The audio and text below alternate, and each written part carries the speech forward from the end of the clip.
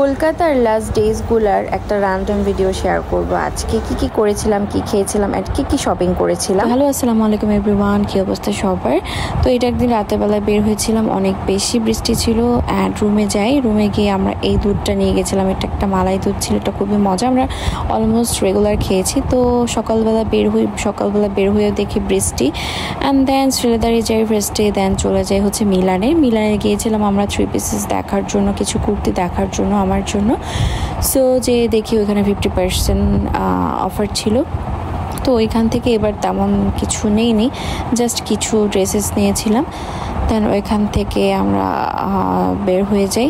তো মেনলি এই ভিডিওটা হচ্ছে আমি কলকাতা থেকে ব্যাক করার 2 days or 3 days আগের একটা ভিডিও এটা।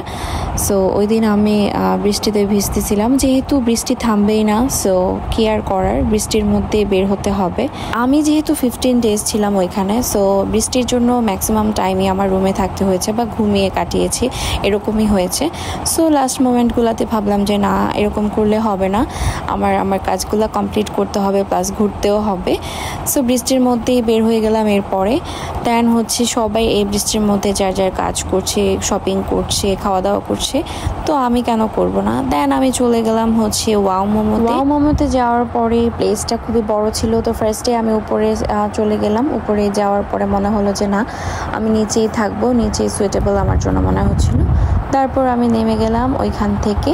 ইন্টারেস্টিং পার্ট হচ্ছে আমরা ওয়াও মোমোতে গিয়েছিলাম, বাট আমরা ওয়াও মোমোতে যেয়ে মোমো অর্ডার করিনি, মানে এটা কি ভাবা যায়। যাই হোক, সো এখানে আমরা আমাদের পছন্দ মতো মেনু অর্ডার করে দিলাম। দেন অনেকক্ষণ বসে থাকতে হয়েছিল, অনেক লেন্থি প্রসেসে ওনারা অনেক লেটলি আমাদের ফুড সার্ভ করে। তো সার্ভ করার পরে যখন দেখলাম ওনাদের আমরা যেই chicken barbecue chicken or fried chicken order